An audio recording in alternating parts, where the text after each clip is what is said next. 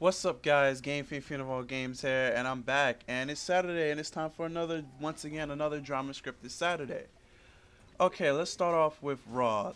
Raw starts out with uh, David Otunga coming out and bringing out John Laurinaitis, and once again, David Otunga is the quote-unquote new masterpiece, as I like to call him, because of how he comes out and now he's showing off all his muscles, and he's flexing when he comes out in his entrance. And John Laurinaitis comes out to introduce Brock Lesnar as the new face of the WWE, which doesn't make any sense because you can't be a new face to the WWE if you were already there and you left and then you come back. So technically he really can't be the new face. But anyway, I'm really liking the Cena versus Brock Lesnar feud already. It's already 3 times as better as the Rock and John Cena feud, because John Cena immediately comes out and just straight up just smacks Brock Lesnar in the face, and they immediately just start fighting. No BS, no calling each other names, no saying I don't like you, no fruity pebbles, no laughing at each other, no giggling. They just start out right out brawling. And then Brock Lesnar forgets that he's in WWE, and the first punch that he punches John Cena after he mounts him is he punches him for real and busts his lip open. So it takes the whole WWE locker room to separate these two. And they're both fighting through both crowds trying to get back one another, and it's just, I enjoyed it very, very well. One of the best opening segments to Raw I've seen in a long time. I really enjoyed it. And then Cena's mouth is all bloody, like he has a mouth full of blood because Brock Lesnar's first punch just busted his mouth wide open.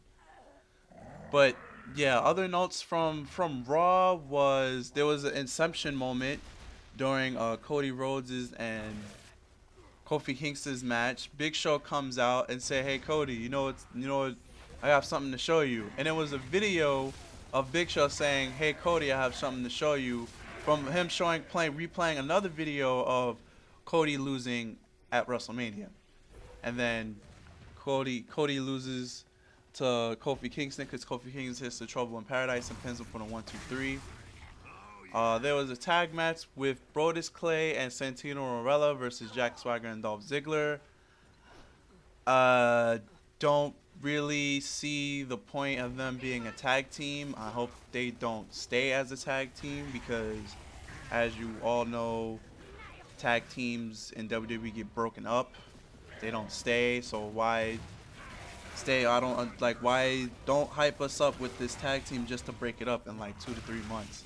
If anything, I'll keep the Jack Swagger and Dolph Ziggler tag team because that tag team actually makes sense because they have the same manager.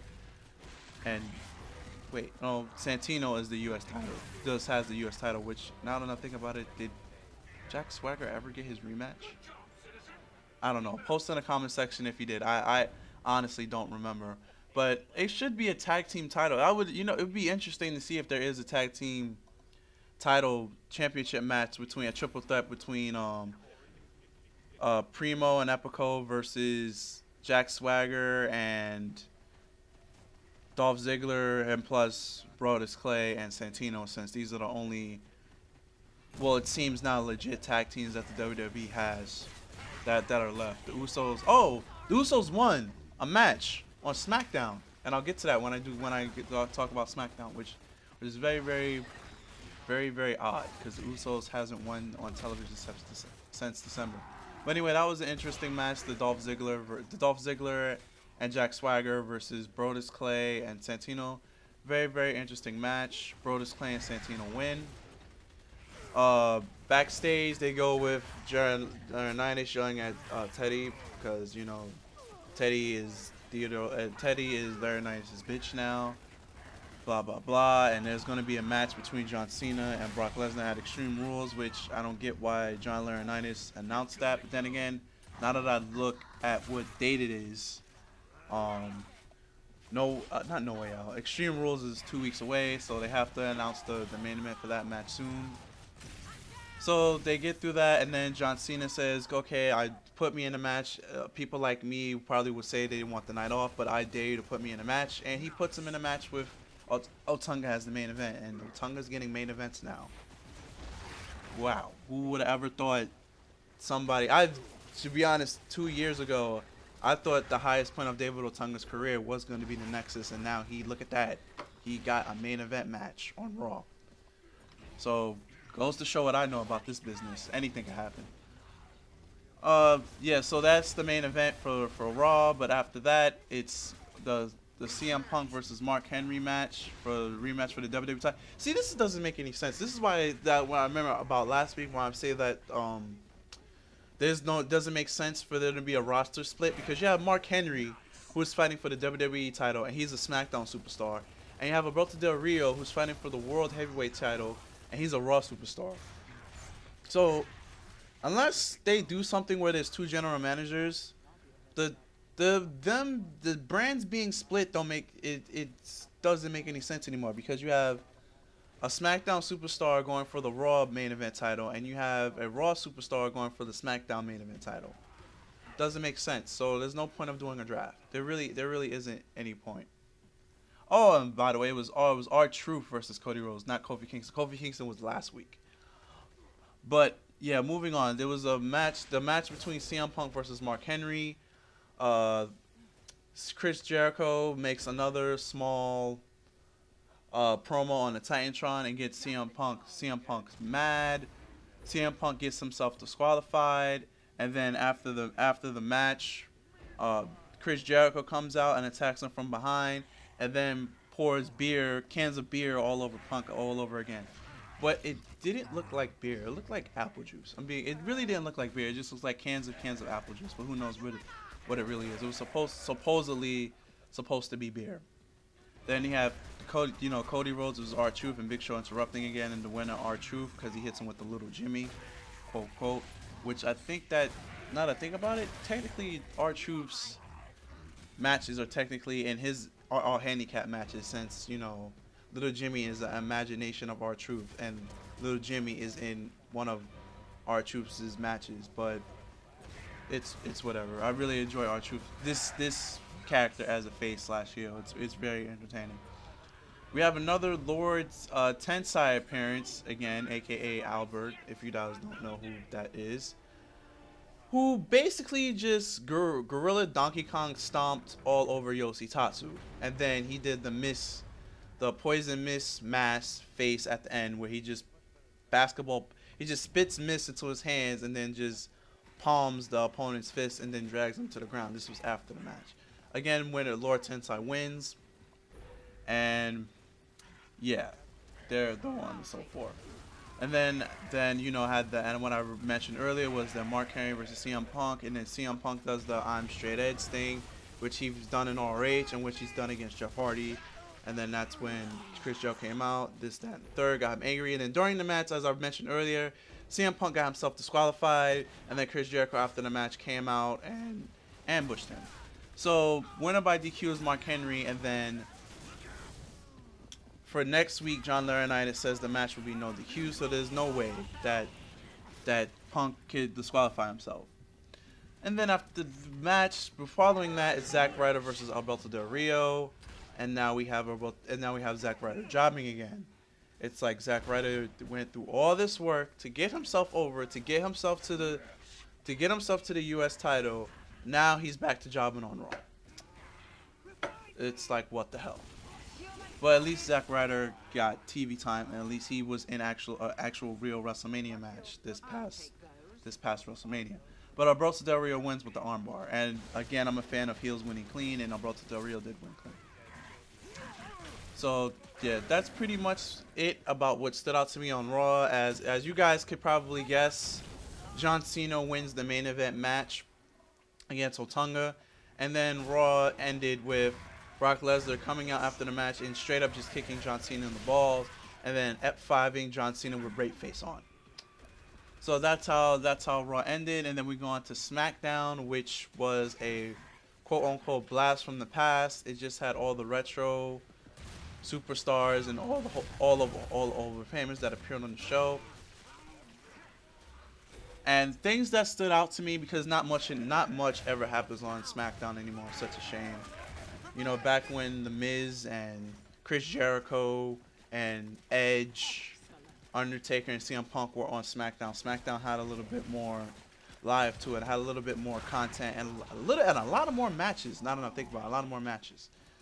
But they shipped all those people only to Raw only. So who knows to say? That's why they should, if they should just have them on both shows, since it looks like rosters don't matter anymore. It would make SmackDown for a better show in my opinion. But things that stood out to me on SmackDown, there was a great promo in between Daniel Bryan and Roddy Piper, and once again, it's obvious that the yes chants are over, and Daniel Bryan is over. This yes character, I'm gonna call it the yes character of Daniel Bryan, is over. Numerous yes chants. Daniel Bryan was wearing the yes shirts, but a great promo between Roddy Piper and Daniel Bryan. Basically telling him things not to do to a lady, which is a no, giving him 3 no's for each yes on his shirt. Really enjoyed that promo. You should go back to check it out on WWE's YouTube when you get a chance. That was basically the highlight of the show. Other things that this show had was the feud with Randy Orton and Kane, with Kane attacking Bob Orton, which is Randy Orton's father, since it would make sense that Bob Orton would be there from Blast from the Past, since he was a former WWE superstar. Kane attacked Bob Orton. They just showed Bob Orton's laid out, and then Randy Orton runs back to the stage, find his dad laid out, to Kane ambushes him and knocking him out. So, and other notes on SmackDown, which was, Benny Clammer versus Ryback. And if you guys who don't know who Ryback is Skip Sheffield. And Ryback, after a year and a half out of an ankle injury, which will Skip Sheffield, quote, comes and rapes Benny Clammer in a 3-minute squash match. He gives him the Brock Lesnar 2002 clothesline, where the clothesline where it makes you do a flip, and Benny Clammer lands on his neck, and then he picks him up, which looks like he's going for the torture rack, but he ends it in a back slam, and he just lands on his back, and then he pins up for the 1, 2, 3, and then Ryback just yells out, "Feed me more!" And then he's doing some arm pumping up and down thing. I think that's his signature taunt or whatever that he's trying to probably get over, and then Ryback just looks like a straight monster. And then while he's doing his signature taunt, he just yells out again, "Feed me more," while looking right into the camera. And Ryback just looks like a dominant force not to be messed with in the WWE. I'm really looking forward to it. I wonder what else they're going to give Ryback to do. He's very entertaining. I really like the character they give him. It fits his unique. He's all serious. I hope they don't give him the Tyler Rex treatment, because Tyler Rex was supposed to be a brand and a big dominant brand to force with, to just F up people. But I really hope WWE books Ryback the right way. And a match, the match with the Usos, which they actually won, it was Heath Slater versus Tyson Kidd, with their manager, the Mouth from the South, Jimmy Hart, versus the Usos. And the Usos actually won, which is a surprise to me, because the Usos haven't won a match on television since December. But I guess if they're going to get a win, it might as well be over Tyson Kidd and Heath Slater, because if the Usos would have lost to them, that would have been devastating. But yeah, and a random 6-man tag team. It was Great Khali, Alicia Fox and Aquila versus Drew McIntyre and the Bella Twins. And well, the faces win. Nobody cares about that. Let's just win. And another random match was Hacksaw Jim Duggan versus Honcho. The match ended in disqualification. Honcho wins because Sergeant Slaughter got involved and passed him the 2x4, and he hit Honcho with the 2x4. Hacksaw Jim Duggan gets disqualified, but who cares at this point? It's just to get the legends over that are there for one night only. This, that, and third. The main event was Daniel Bryan and Alberto Del Rio versus Sheamus and Mean Gene Okerlund. And basically, the faces are going to win this match, and they ended up winning, and then all the legends come out and they just jump Michael Cole, which is funny because Michael Cole got in the ring after the match and made a funny statement, a funny joke. But that's it for WWE news. Now on to TNA and the Team Garrett versus Team Bischoff. Now we know fully what both teams are going to be, because the teams got that introduced throughout the night. Team Eric Bischoff is going to consist of Gunner, Bully Ray, the Fallen Angel Christopher Daniels, and Frankie Kazarian. And who would ever have thought Eric Bischoff? That's Team Bischoff. Where Team Garrett is going to consist of the phenomenal AJ Styles, the asshole Mr. Anderson, and Austin Aries. And then Rob Van Dam makes a return, which Rob Van Dam was... I hate when the TNA does this, because there's not enough room on the show to fit everybody on the roster, because TNA's roster is like over 40, but they only have one show. They make people go away, but they still go to house shows. They make people go away and they bring them back. Like, for instance, Pope is still on TNA. I think Pope is still on TNA, but we haven't seen Pope, so we're just now waiting for TNA to give Pope for something to do so they can BS say, oh, Pope is back. Which I don't understand why TNA... I understand why TNA does, but I don't like how TNA does this. They need to somehow find a way to get a new show, make it via internet show or something, to get more of their superstars televised, or give them airtime or TV internet time. And obviously Garrett Bischoff is on Team Bischoff. So now it's a 5v5. Okay. And if Eric Bischoff loses, Eric Bischoff can no longer use the Bischoff name, and if Garrett loses, Garrett can't be a wrestler. Pretty much this match is going to end. I see this match ending in BS because it's TNA. Other notes other notes on Impact was the wedding in the steel cage between Eric Young and ODB. And basically everybody just stripped down to their underwear. Yeah, because Rosetta and that other girl who I can't quite remember her name from Mexican America, they both came out and tried to taunt Eric Young and not marrying ODB. So they both stripped into their underwear.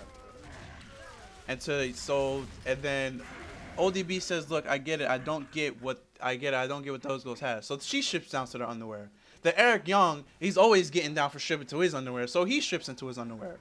And then he says, "You're the only one for me," this, that, and the third. And then they make the guy marrying them strip into his underwear. So basically everybody just got into the underwear, and then they got married inside of a steel cage. Basically that sums that up. And basically that's all that stood out to me on Impact. There really wasn't nothing informal. You could check my Twitter at game_fiend for... I basically ranted and tweeted amongst what happened amongst TNA.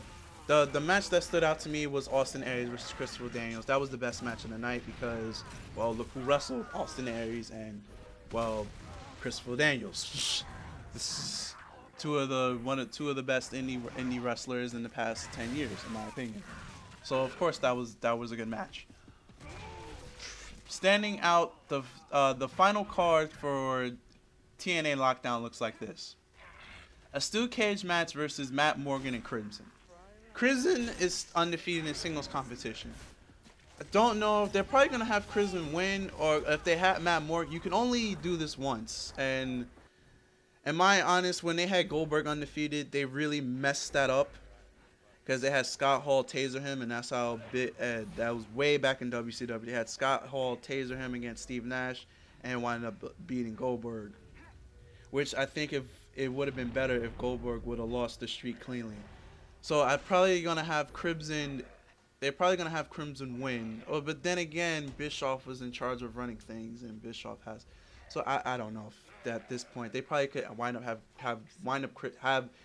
probably have Crimson losing.